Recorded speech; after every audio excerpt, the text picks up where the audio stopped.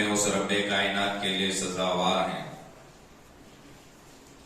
جس رب کائنات نے ہم تمام کو ایک مختصر سی زندگی دے کر دنیا میں بھیجا ہے۔ گزشتہ جمعہ حضرت جابر بن سلیم رضی اللہ عنہ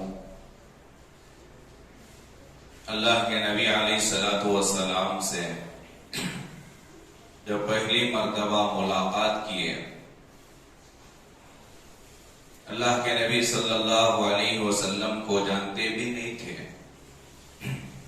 لوگوں سے معلوم کرنے پر، پوچھنے پر بتایا گیا کہ یہ محمد الرسول اللہ ہیں۔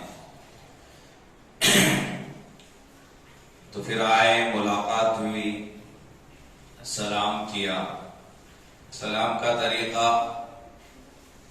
اسلام کے خلاف، اسلام کے مطابق نہیں تھا۔ علیک السلام کے الفاظ استعمال کیے تھے۔ تو اللہ کے نبی صلی اللہ علیہ وسلم نے کہا کہ فَإِنَّ ذَلِكَ تَحِيَّةُ الْمَيِّتِ، یہ جو سلام ہے یہ مردوں کا سلام ہے۔ زندوں کو سلام السلام علیکم کے الفاظ کے ذریعے سے کیا جاتا ہے۔ اس طرح اللہ کے نبی علیہ الصلوۃ والسلام نے حضرت جابر بن سلیم کی رہبری و رہنمائی فرمائی۔ پھر حضرت جابر بن سلیم مسلمان ہوئے تو اللہ کے نبی علیہ الصلوۃ والسلام سے کہا تھا کہ پہلی ملاقات میں اللہ کے نبی مجھے کچھ نصیحت فرمائے۔ تو اس پہلی ملاقات کی نصیحتوں کا تذکرہ چل رہا تھا۔ پہلی نصیحت اللہ کے نبی نے حضرت جابر بن سلیم سے کہا تھا لا تسبن احدا، کسی کو برا بھلا مت کہو، کسی کا دل مت دکھاؤ، گالی مت دو۔ اس عنوان پر گزشتہ جمعہ بتایا گیا کسی کے دل دکھانے کے نقصانات، وبال، وعیدیں وغیرہ۔ دوسری نصیحت اللہ کے نبی علیہ الصلوۃ والسلام نے حضرت جابر بن سلیم رضی اللہ عنہ سے یہ کی لا تحقرن شیئا من المعروف۔ بہت بڑی بات، بہت بڑی نصیحت ہے۔ لا تحقرن شیئا من المعروف۔ حضرت جابر بن سلیم سے کہا کہ کسی بھی نیک کام کو، چاہے وہ چھوٹا ہو یا بڑا ہو، جیسا بھی ہو، کسی بھی نیک کام کو حقیر مت سمجھو، چھوٹا مت سمجھو۔ یہ کرے تو بھی چلتا، نہیں کرے تو بھی چلتا، چلو اس سے بڑی بڑی نیکیاں ہم کر رہے ہیں، یہ ایک نہیں کرنے سے کیا ہوگا، یہ آتا ہے دلوں میں حج پہ حج کر رہا ہوں، صدقہ نہیں دوں گا تو کیا فرق پڑے گا، میں اتنی نمازیں پڑھ رہا ہوں، اشراق نہیں پڑھوں گا تو کیا فرق پڑے گا۔ بڑی بڑی نیکیاں کرنے والے کے دل میں چھوٹی نیکیوں کے بارے میں یہ خیال آ جاتا ہے کہ یہ نہیں کروں گا تو کیا ہوگا، یہ چھوٹی سی تو نیکی ہے، راستے پہ اینٹ پڑا ہے، پتھر پڑا ہے، نہیں ہٹاؤں گا تو کیا ہوگا، چھوٹی نیکی ہے۔ تو آج کل ہم لوگ اس کے عادی ہو گئے ہیں کہ جو نیک کام ہوتے ہیں نیک کام، لیکن ہماری نظروں میں وہ چھوٹے ہو جاتے ہیں تو پھر ہم اس سے نہیں کرتے، اسے حقیر سمجھتے ہیں، چھوٹے کام سمجھتے ہیں اور اپنے لائق کام نہیں سمجھتے۔ اگر کوئی بڑا انسان ہے، عہدے والا انسان ہے یا پیسے والا انسان ہے، اگر اس سے چھوٹا نیک کام اگر دیا جائے تو وہ اپنے آپ کو ذلیل سمجھتا ہے کہ میں ایسے کام کو کروں۔ اگر بڑے انسان سے کہا جائے کہ مسجد میں تمہیں کچرا صاف کرنا ہوگا، مالدار سے کہا جائے، کروڑوں پتی سے کہا جائے، یا کسی علاقے کے صدر سے کہا جائے، مسلمان ہے MLA، اس سے کہو بھائی ایک نیک کام میں آپ کو کرنے کے لیے کہتا ہوں جس کے کرنے پر آپ کو ثواب ملے گا، اللہ راضی ہوں گے۔ پوچھے گا کیا نیک کام ہے، اس سے کہو کہ مسجد میں جھاڑو مارنے والا ہے نیک کام، لیکن وہ اپنے اس کام کو ذلیل سمجھے گا، اپنے آپ کو ذلیل کرنا سمجھے گا۔ مجھے یہ کام دیا جا رہا ہے، مجھے اس کام کے کرنے کو کہا جا رہا ہے، اللہ کے نبی علیہ الصلوۃ والسلام نے اسی کی طرف توجہ دلاتے ہوئے حضرت جابر بن سلیم سے کہا لا تحقرن شیئا من المعروف، کسی بھی نیک کام کو تمہاری نظر میں وہ گھٹیا نظر آتا ہو، تمہاری نظر میں چھوٹا لگتا ہو، تمہاری نظر میں برا لگتا ہو، لیکن تم اسے حقیر نہ سمجھو، برا مت سمجھو. پتہ نہیں کون سی نیکی اللہ کو پسند آ جائے اور ہماری مغفرت ہو جائے. دنیا میں نیک کام کرتے رہنا ہے، چاہے وہ چھوٹی نیکی ہو، بڑی نیکی ہو، چھوٹا کام ہو، بڑا کام ہو، بس ہمیں حکم دیا گیا کام کرنے کا تو کرتے رہنا ہے. کسی بھی نیک کام کو چھوٹا ہلکا نہیں سمجھنا، حقیر نہ سمجھنا. لیکن ہم نے آج یہ عادت بنا لی ہے کہ یہ کام میرا نہیں ہے. مسجد کی جھاڑو دینا ٹھیک ہے، یہ تھوڑا سمجھ میں آتا. اگر کسی بڑے انسان کو کروڑوں پتی سے کہو کہ مسجد کا ٹوائلٹ دھو، جھگڑے ہو جائیں گے، مارا ماری ہو جائے گی. مجھے ٹوائلٹ دھونے کے لیے کہا. مسجد کا ٹوائلٹ صاف کرنا یہ ہماری نظر میں اگرچہ کہ چھوٹا کام ہے، لیکن اللہ کی نظر میں پتہ نہیں یہی نیکی ہماری مغفرت کا ذریعہ بن جائے، یہی نیکی ہمارے نجات دلانے کے لیے سبب بن جائے. اسی لیے اکابرین کی زندگیاں ہم پڑھتے نہیں، سنتے نہیں. 10-10 12-12 گھنٹے بیانات کرنے والے اکابرین، ان کی رات کی تنہائیوں کی نیکیوں کا اگر اندازہ لگایا جائے تو وہ رات میں مسجدوں کے بیت الخلا ٹوائلٹ صاف کرتے تھے. بادشاہوں کے واقعات کتابوں میں ہیں، اکابرین اللہ والوں کے واقعات کتابوں میں ہیں کہ وہ کسی بھی کام کو، نیک کام کو حقیر نہیں سمجھتے تھے، اور جو کام سب سے ہلکا سمجھا جاتا تھا، حقیر سمجھا جاتا تھا، وہ کام اکابرین کر کے گئے. اللہ کے نبی علیہ الصلوۃ والسلام کا بھی واقعہ غزوے کا کتابوں میں لکھا ہے. ایک غزوے میں جانا ہوا، صحابہ رضی اللہ عنہم کو کام تقسیم کیے، یہ کام وہ کریں گے، یہ کام وہ کریں گے. اللہ کے نبی علیہ السلام اپنے ذمے کون سا کام لے؟ اللہ کے نبی اپنے ذمے کھانا بنانے کے لیے لکڑیاں لانے والا کام، لکڑیاں چن کر لانا جنگل میں، تو لکڑیوں کو چن کر لانے والا کام اللہ کے نبی اپنے ذمے لیے. امام الانبیاء ہیں، جن کے صدقے میں دنیا بنی، جن کے صدقے میں مجھے اور آپ کو پیدا کیا گیا، وہ نبی کون سا کام اپنے لیے پسند کر رہا ہے؟ لکڑیاں چننے والا کام. آج مسجد کا اگر امام ہو یا صدر ہو، سیکریٹری ہو، یا کسی گلی کا ممبر ہو، اسے کہو کہ بھئی کھانا بنانے کے لیے لکڑیاں لانے والا کام تمہیں دیا جائے گا، اور وہ جھگڑے کرنے پر اترے گا. مجھے اتنا چھوٹا کام دے، میں لاکھوں پتی، میں یہ، میں وہ، فلاں فلاں. اسی لیے اللہ کے نبی نے حضرت جابر بن سلیم سے کہا لا تحقرن شیئا من المعروف، کسی بھی نیک کام کو حقیر مت سمجھو، ہلکا مت سمجھو، چھوٹا مت سمجھو. پتہ نہیں کس نیک کام کی وجہ سے تمہاری مغفرت ہو جائے. اور کسی بھی نیک کام کو کرنے کو دیری مت کرو. یہ نصیحت تھی حضرت جابر بن سلیم کے لیے. سینکڑوں واقعات ہیں جو ہماری نظروں میں چھوٹے ہوتے ہیں کام، لیکن انہی کاموں کی وجہ سے اللہ مغفرت فرما دیتا ہے. کتنی بار ہم نے نہیں سنا یہ واقعہ، کتنی بار ہم نے نہیں بولا یہ واقعہ. بخاری میں ہے، امام بخاری نے اسے لکھا ہے. فاحشہ عورت کا پوری زندگی بدکاری میں گزری، پوری زندگی زنا میں ملوث تھی، بدکاری میں ملوث تھی، لیکن ایک نیکی ہماری نظروں میں چھوٹی نیکی، حقیر نیکی، کون سی نیکی تھی؟ دیکھیں کہ یہ کتا ہے، کنویں کے پاس کھڑا ہے، پیاسا ہے، پانی اسے میسر نہیں ہے، وہ جھانک رہا ہے کنویں میں، پانی نہیں پی سکتا. یہ فاحشہ ہے، کوئی نیک عورت نہیں ہے، نمازی، روزے دار، تہجد گزار، ایسی نہیں ہے. لکھا ہے بخاری میں، حدیث میں، فاحشہ کا مطلب بدکار، زنا میں ملوث عورت. بس ایک نیکی، کون سی نیکی کی کہ اس کتے کے لیے پانی کا انتظام کیا، اپنا دوپٹہ، اپنا جو کپڑا ڈال کر اس کتے کو پانی پلائے. یہ نیکی اللہ کو اتنی پسند آئی کہ اللہ اسی نیکی کے بہانے جنت کی سرٹیفکیٹ دے دیا اللہ تعالیٰ نے. لا تحقرن شیئا من المعروف، کسی بھی نیک کام کو حقیر سمجھنا ہی نہیں چاہیے، اور حقیر سمجھ کر اس کام میں دیری بھی نہیں کرنا چاہیے. پہلی حکمت یہ ہے چھوٹا کام ہماری نظروں میں ہوتا ہے لیکن پتہ نہیں اللہ اسی چھوٹے کام کی وجہ سے ہماری مغفرت فرما دے.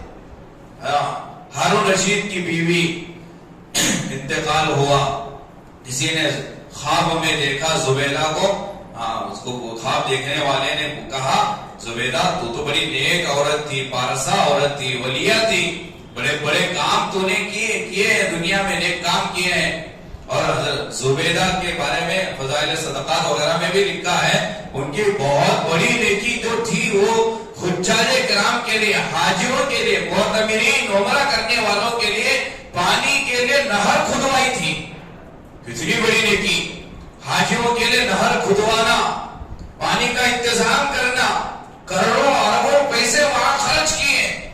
تو خواب دیکھنے والے نے زبیدہ سے کہا شاید تمہارے اس نہر کھدوانے کے بدلے میں اللہ نے تمہیں معاف کیا ہوگا, تمہاری مغفرت فرق کیا ہوگا, اللہ تمہیں بخش دیا ہوگا. تو زبیدہ نے خواب دیکھنے والے سے کہا کہ ہاں میری مغفرت تو ہو گئی, اللہ مجھے معاف تو کیا, لیکن کس نیکی کی وجہ سے اللہ معاف کیا پتا ہے؟ جس نیکی کی کوئی ویلیو ہماری نظروں میں نہیں ہے, ہمارے نظروں میں اس نیکی کی اہمیت نہیں ہے, لیکن اس نیکی کی وجہ سے اللہ نے زبیدہ کی مغفرت فرما دی. زبیدہ نے کہا ایک مرتبہ سہیلیوں کے ساتھ کھانے کے لیے بیٹھی تھی, ہاتھ میں نوالا تھا, سہیلیوں کی مجلس تھی, میرے سر پر دوپٹہ نہیں تھا, اور جیسے ہاتھ میں نوالا تھا ابھی منہ میں نہیں گیا تھا, میرے کانوں میں اذان کی آواز پڑی, اللہ اکبر کی آواز پڑی, تو میں اللہ اکبر کی عظمت کو دل میں رکھتے ہوئے نوالا بجائے منہ میں لے کر جانے کے وہی پلیٹ میں چھوڑ کر میں اپنے دوپٹے کو سر پہ لیا. اللہ نے کہا کہ زبیدہ تیرا وہ عمل مجھے اتنا پسند آیا, اسی عمل کے صدقے ہم نے تجھے معاف کیا. ہے کتنی چھوٹی, احساس بھی نہیں ہوتا کہ یہ نیکی میری مغفرت کا ذریعہ بن جائے, نجات دلانے کا سبب بن جائے. کتنے ایسے زندگی میں ہمارے لیے موقع آتے ہیں جو چھوٹے چھوٹے نیکیوں کے ہوتے ہیں, لیکن ہم اسے حقیر سمجھ کر, چھوٹے سمجھ کر چھوڑ دیتے ہیں, پتہ نہیں وہی نیکی ہمیں جنت میں لے کر چلے جائے. تو کسی بھی عمل کو چھوٹا نہیں سمجھنا. آج ماحول کیا ہے ہماری مسجدوں کا, ہمیں سلام پھیرتے ہیں, ابھی دعا نہیں ہوتی, مسجدیں خالی ہو جاتی ہیں, سنت کوئی پڑھتا ہے, اکثر پڑھتے نہیں ہیں. پتہ نہیں کہ ہمیں وہی سنت ہمیں جنت میں لے کر چلے جائیں, وہی دعا ہمیں جنت میں لے کر چلی جائے. کون سی نیکی ہمیں مغفرت فرما دے پتہ نہیں. اسی لیے 1400 سال پہلے یہ ہوگا قیامت کے قریب, یہ امت میں نیکیوں کو ہلکا چھوٹا حقیر سمجھا جائے گا.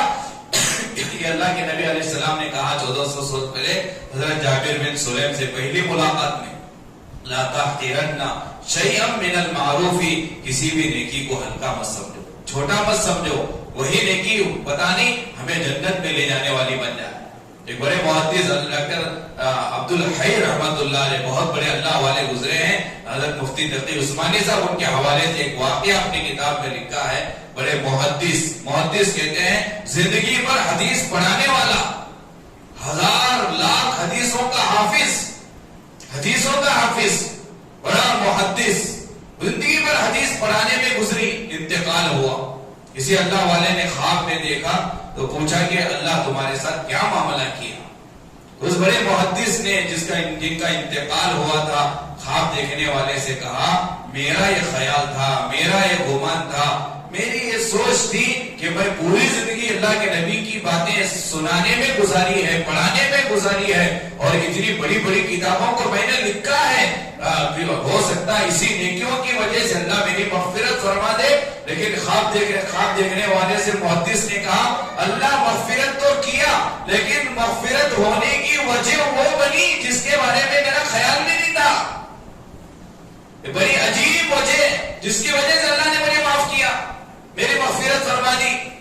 پوچھا کہ کس بنیاد پر تمہاری مغفرت ہوئی, اللہ معاف کیا بتاؤ. تو محدث دیکھو سوچو کتنا چھوٹا عمل ہے جس کی وجہ سے اللہ معاف کیا, کتنا چھوٹا عمل.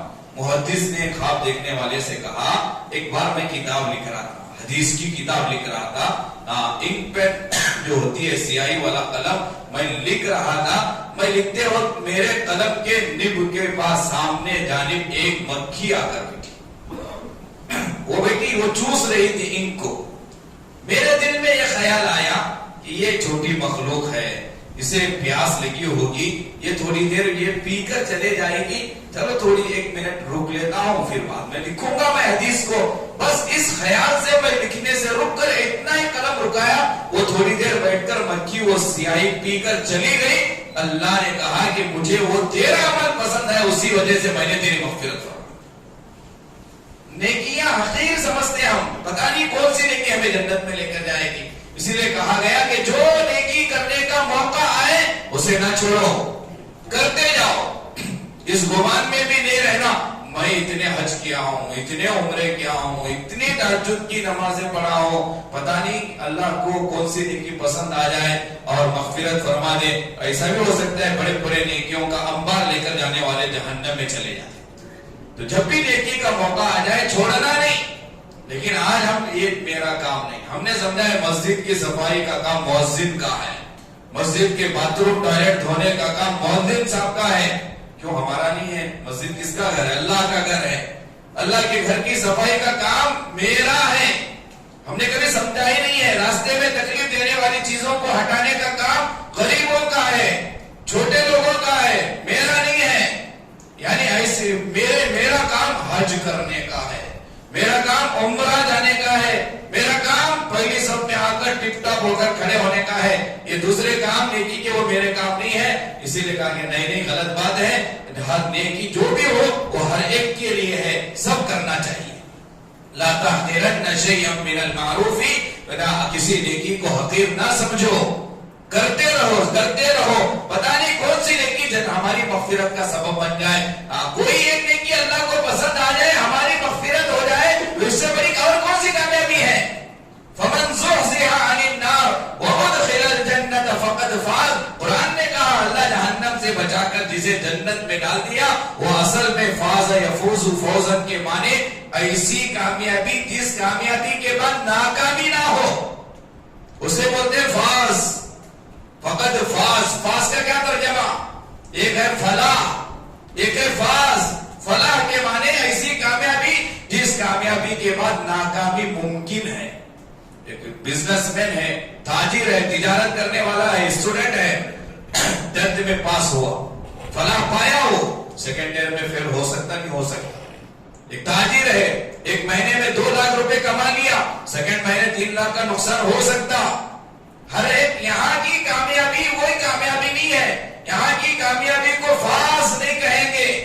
فاز کسے کہیں گے؟ وہ اسے کہیں گے جس کامیابی کے بعد ناکامی بالکل نہ ہو, جس کامیابی کے بعد انسان کبھی ناکام نہ ہوتا ہو, اس کامیابی کو کہا گیا قرآن میں فقد فاز. تو وہ کامیابی کون سی کامیابی؟ جہنم سے بچ کر جنت میں جانے والی کامیابی. ایک بار چلے گیا جنت میں پھر کبھی ناکام نہیں ہوگا, کبھی بوڑھا نہیں ہوگا, کبھی بیمار نہیں پڑے گا, کبھی بیمار نہیں ہوگا, یعنی کبھی کوئی مصیبت نہیں آئے گی. ایسی کامیابی حاصل کرنے کے لیے یہاں دنیا میں جب بھی موقع میسر ہو, جب بھی ایسی نیکی کوئی چھوٹی ہو بڑی ہو سامنے آ جائے, کرتے رہنا چاہیے تاکہ وہ کامیابی ہمیں حاصل ہو. دوسری چیز, نیکی چھوٹی ہو بڑی ہو کرنے سے فائدہ کیا ہے؟ پہلا فائدہ کون سی نیکی جنت میں لے کر جائے گی پتہ نہیں. دوسرا فائدہ حضرت مفتی تقی عثمانی صاحب دامت برکاتہ نے لکھا ہے کہ دنیا اللہ کی ایک سنت ہے, اللہ کا ایک طریقہ ہے کہ ایک نیکی کرنے سے اللہ دوسرے نیکی کی توفیق دیتا ہے. ایک نیکی دوسری نیکی کے قریب کرتی ہے. ایک نیک کام کرو اللہ دوسرے نیک کام کرنے کی توفیق دیتا ہے. اجے نے کام کیے اللہ ایک اور نیک کام کرنے کی توفیق دیتا ہے, وہ کرے اور ایک دیتا ہے. اس طرح زیادہ نیکیاں کرنے کی اللہ توفیق دیتا ہے. تو توفیق کا مل جانا بہت بڑی نعمت, نیکی کرنے کی توفیق کا مل جانا بہت بڑی نعمت. آپ چھوٹے چھوٹے نیکی کے کاموں کو کرتے رہو, اللہ بڑے بڑے نیکی کے کام اب تم سے لے گا. ایک نیکی دوسرے نیکی کے قریب کرتی ہے, اس کے بالمقابل اگر دیکھا جائے ایک گناہ دوسرے گناہ کے قریب کرتا ہے. ایک گناہ کو چھوٹا سمجھ کر اگر کرو گے اب وہ گناہ ایک اور گناہ کے قریب لے کر جائے گا, ایک اور گناہ کے قریب لے کر جائے گا, یہاں تک کہ جہنم میں وہ گناہ لے کر جائے. یہ نیکی ایک کرتے رہو, دوسری نیکی کی توفیق, تیسری نیکی کی توفیق, پھر یہ نیک کام ہمیں جنت میں لے کر جائیں گے. اور جب بھی نیکی کرنے کا موقع آ جائے، چاہے چھوٹی ہو بڑی ہو، تیسری حکمت یہ ہے کہ فوراً کرو، تاخیر نہ کرنا۔ شیطان کا حملہ ہوتا ہے، بھئی ابھی تو ارادہ ہوا ہے، کل کر لیں گے، پرسوں کر لیں گے، پھر آئندہ کبھی کر لیں گے، نہیں غلط بات ہے، پتہ نہیں موت کا کوئی بھروسہ نہیں۔ جب بھی موقع آ جائے نیک کام کرنے کا، فوراً کر لینا چاہیے، تاخیر نہیں کر لینا چاہیے۔ لہذا یہ 3 باتیں اس حدیث کی روشنی میں علماء نے لکھی ہے۔ پتہ نہیں کون سی نیکی ہمیں جنت میں لے کر جائے گی، اور وہ اس نیکی کی وجہ سے دوسری نیکی کی ہمیں توفیق ملے گی، پھر وہ اسی وقت کرنے سے بڑا فائدہ ہوگا، تاخیر کرنے سے کوتاہی ہوگی، پھر بعد میں سستی و غفلت کے شکار ہو جائیں گے۔ یہ دوسری نصیحت تھی اللہ کے نبی علیہ السلام کی حضرت جابر بن سلیم رضی اللہ عنہ کے لیے۔ پہلی جو نصیحت تھی، کسی کو برا مت کہو۔ دوسری جو نصیحت تھی، کسی نیکی کو حقیر مت سمجھو۔ اور تیسری نصیحت اللہ کے نبی نے حضرت جابر بن سلیم سے کہا کہ جب کسی سے ملاقات کرنے کا موقع آ جائے، جب کسی سے ملاقات کرنے لگو تو حشاش بشاش خندہ پیشانی کے ساتھ مسکراتے ہوئے ملاقات کرو۔ یہ سنت ہے۔ اور اللہ کے نبی علیہ السلام کی حدیث ہے، نبی نے کہا ایک مسلمان دوسرے مسلمان سے جب ملاقات کرتا ہے، مسکراتے ہوئے یہاں ملاقات کرتا ہے، تو اللہ اس کے نام اعمال میں صدقے کا ثواب لکھتے ہیں۔ مسکرا کر ملاقات کرنے پر صدقے کا ثواب۔ لیکن ہم لوگ سمجھتے ہیں کہ مسکرانا اچھی بات نہیں ہے، غصے سے ملنا یہ اپنے پاورفل ہونے کی علامت سمجھتے ہیں۔ ایسا جو جتنا بڑا مالدار، جو جتنے بڑا عہدے والا، اس کا چہرہ بھی اتنا غصے والا بن جاتا ہے۔ امام الانبیاء، تاجدار مدینہ، شافع میسر، ساقی کوثر جناب محمد رسول اللہ صلی اللہ علیہ وسلم کے بارے میں حضرت جریر بن عبداللہ رضی اللہ عنہ، کون یہ صحابی جریر بن عبداللہ، ان کے بارے میں نبی نے کہا یوسف هذه الامہ، جیسے حضرت یوسف خوبصورت تھے نہیں تھے، اس امت محمدیہ کے حضرت یوسف اگر کوئی ہیں تو حضرت جریر بن عبداللہ بجلی رضی اللہ عنہ ہے۔ اسے بڑے خوبصورت صحابی تھے حضرت جریر بن عبداللہ بجلی رضی اللہ عنہ۔ تو حضرت جریر بن عبداللہ بجلی فرماتے ہیں میں نے پوری زندگی میں غور کیا کہ اللہ کے نبی سے جب بھی ملاقات کرنے کا موقع ملا، نبی جب بھی کسی سے ملاقات کرتے تھے تو ہمیشہ مسکراتے ہوئے ملاقات کرتے تھے۔ یہ صدقہ ہے، یہ ثواب ہے۔ تو حضرت جابر بن سلیم سے نبی نے کہا جب بھی کسی سے ملاقات کرنے کا موقع آ جائے، مسکراتے ہوئے ملاقات کرنا۔ یہ تیسری نصیحت تھی۔ چوتھی نصیحت حضرت جابر بن سلیم سے نبی نے کہا کہ اپنے ازار کو، پینٹ کو، جو بھی پہنا جاتا ہے تہبند میں، اسے اپنے اس ٹخنوں سے اوپر پہننا، نیچے نہیں پہننا۔ یہ آج کل فیشن بن گیا ہے، نوجوان اپنے پینٹ وغیرہ نیچے لاتے ہیں اور نماز میں چڑھا دکھا لی۔ وہ نماز کے لیے نہیں ہے، وہ پوری زندگی کے لیے عمل ہے۔ اللہ کے نبی نے کہا کہ جو ٹخنوں کے نیچے پائجامہ جو بھی پہنے گا وہ متکبر، تکبر کی علامت ہے، اسے متکبر کہا گیا۔ اس کے اندر کبر ہے، کبر، بڑاپن، انانیت ہے اس کے اندر، وہ اپنے آپ کو بڑا سمجھتا ہے۔ لہذا صرف نماز کے لیے پینٹ نہیں چڑھانا، صرف نماز کے وقت میں اوپر نہیں کرنا، پوری زندگی میں اوپر رکھنا۔ آدھی پنڈلی تک ہو سکے تو نبی نے کہا آدھی پنڈلی تک اپنے ازار کو، پینٹ کو اوپر رکھو۔ اگر آدھی پنڈلی تک نہیں کر سکتے، کم سے کم ٹخنوں کے قریب تک ٹخنے دکھنے جیسا پہننے کے لیے کہا گیا۔ بڑی وعیدیں آئی ہیں حدیث میں جو ٹخنوں کے نیچے پائجامہ وغیرہ پہنتا ہے، پینٹ وغیرہ پہنتا ہے۔ تو یہ چوتھی نصیحت تھی اللہ کے نبی علیہ الصلوۃ والسلام کی کہ اپنے ازار کو، تہبند کو ٹخنوں سے اوپر پہننا۔ آخری نصیحت اللہ کے نبی علیہ الصلوۃ والسلام کی حضرت جابر بن سلیم سے تھی، جس پر آج مجھے اور آپ کو عمل کرنا بے انتہا ضروری ہے۔ اللہ کے نبی نے کہا جابر اگر کوئی تجھے گالی دے یا کوئی تجھے کوئی ایسے عیب سے، ایسی برائی سے آر دلائے، شرم دلائے جو برائی تجھ میں موجود ہو، یہ نبی نے کہا جابر اگر تجھے کوئی ایسی برائی سے، ایسے عیب سے آر دلائے، شرم دلائے، تیرا مذاق اڑائے، جو برائی تجھ میں موجود ہو، پائی جاتی ہو، لیکن پھر بھی تو اس کے عیب سے آر نہ دلانا۔ گالی دے تو دوبارہ اس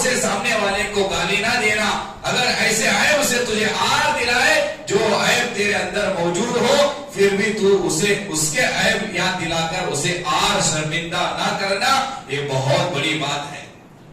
یہ اللہ کے نبی علیہ الصلوۃ والسلام نے جس بات کو کہا نصیحت کے طور پر، قرآن نے بھی اس کا تذکرہ کیا، وَلَمَنْ صَبَرَ وَغَفَرَ إِنَّ ذَلِكَ لَمِنْ عَزْمِ الْأُمُورِ۔ ہمت والوں کی ایک صفت اللہ کے نبی نے بیان کی۔ جانتے ہو ہمت والے کون ہیں؟ ہمت والا بہادر کون ہے؟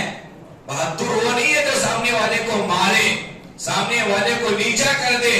ہاں، اینٹ کا جواب پتھر سے دینے والے کو نہیں کہا گیا۔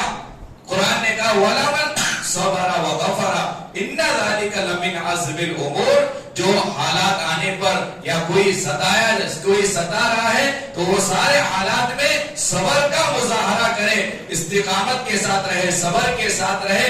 إِنَّ ذَلِكَ لَمِنْ عَزْمِ الْأُمُورِ۔ اللہ نے کہا یہ ہمت والوں کے کام ہیں۔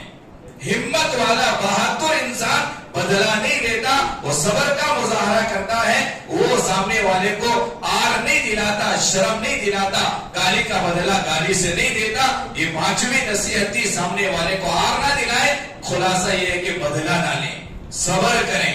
اور پوری زندگی اللہ کے نبی علیہ الصلوۃ والسلام کی اٹھا کر دیکھیں، اللہ کے نبی علیہ الصلوۃ والسلام کو جو بھی آر دلائے یا جو بھی ستایا، اللہ کے نبی نے سب کو معاف کیا اور اس کا بدلہ اللہ نے دنیا ہی میں دیا۔ حضرت حمزہ رضی اللہ عنہ کو جنہوں نے مارا تھا، حضرت حمزہ نبی کے چچا، کیسے چچا؟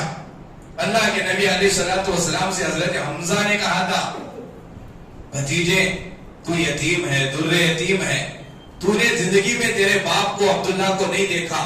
حضرت حمزہ نے کہا اگر تیری خواہش ہو، اگر تیری تمنا ہو، اگر تو چاہتا ہے کہ تیرے والد کو دیکھے، تیرے باپ کو دیکھے، تو میرے بھتیجے محمد مجھے دیکھ لینا، میرا چہرہ تیرے باپ کے چہرے کی طرح ہے۔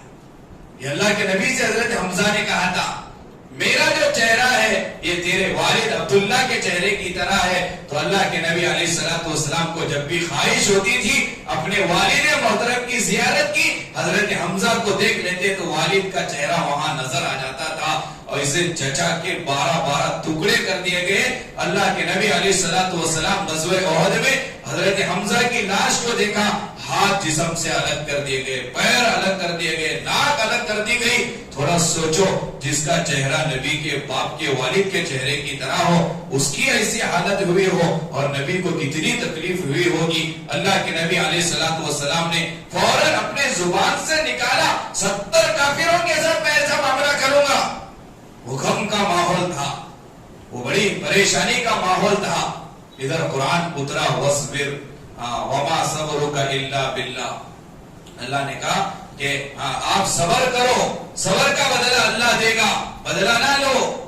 اللہ کے نبی علیہ الصلوۃ والسلام نے صبر کا مظاہرہ کیا، اس کا بدلہ یہ ملا کہ جنہوں نے اللہ حضرت حمزہ رضی اللہ عنہ کو شہید کیا تھا، اللہ انہیں ایمان کی دولت سے سرفراز کیا، نبی کا غلام بنایا، پوری زندگی نبی کے غلام بن کر رہے۔ یہ کہا گیا کہ کوئی تمہیں آر دلائے، شرم دلائے اس عیب سے جو عیب تمہاری زندگی میں موجود ہو، لیکن بدلہ نہ لو، بدلے میں اسے بھی تم آر نہ دلاؤ، شرم نہ دلاؤ، صبر کرو۔ اور قرآن کہتا ہے ادفع باللتی ہی احسن، ادفع باللتی ہی احسن۔ اگر کوئی تمہارے ساتھ برائی کا معاملہ کرے تم اس کے ساتھ اچھائی کا معاملہ کرو۔ فَإِذَا الَّذِي بَيْنَكَ وَبَيْنَهُ عَدَاوَةٌ، تمہارے اور اس کے درمیان دشمنی کی وجہ سے اگر یہ ہے کأنہ ولی حمیم، اگر تم صبر کرو گے، بدلہ نہیں لو گے، اللہ کہہ رہا ہے قرآن میں وہ تمہارا جگری دوست بن جائے گا۔ کیا مطلب ہے؟ وہ تمہارا غلام بن جائے گا، وہ تمہاری باتیں سننے والا ہو جائے گا۔ لیکن آج ہمیں کوئی ایک گالی دیتا ہے تو بدلے میں ہم 2 گالی دیتے ہیں۔ کوئی ہمارا ایک عیب کے ذریعے سے ہمیں شرم دلائے، آر دلائے، ہم اس کے 10 عیب بیان کرتے ہیں۔ اسی لیے اللہ کے نبی نے کہا حدیث میں ہے ہم لوگ اپنے ماں باپ کو گالی دیتے ہیں۔ صحابہ میں سے کسی نے پوچھا اللہ کے نبی ہم اپنے ماں باپ کو کیسے گالی دیں گے؟ کوئی پسند کرتا ہے کہ وہ اپنی ماں کو گالی دے؟ کوئی پسند کرتا ہے اپنے باپ کو گالی دینا؟ کوئی نہیں پسند کرتا۔ تو اللہ کے نبی نے کہا اس کا مطلب یہ ہے تم سامنے والے کی ماں کو گالی دو گے تو بدلے میں تمہاری ماں کو گالی دے گا۔ کیا مطلب ہے کہ تم خود اپنے ماں کو گالی دینے والے ہو گئے۔ اسے گالی نہ دیں. اگر کوئی ہمیں اپنے عیوب پر آر دلائے، شرم دلائے، اس کا بدلہ نہ لے. اللہ تبارک و تعالیٰ دشمنی کو دوستی سے بدلے گا اور اللہ تبارک و تعالیٰ سارے جھگڑے فساد کو ختم کرے گا. حضرت جابر بن سلیم رضی اللہ عنہ سے یہ نصیحتیں اللہ کے نبی علیہ الصلوۃ والسلام نے کی. حضرت جابر بن سلیم کہتے ہیں ہر نصیحت پر میں موت تک عمل کیا.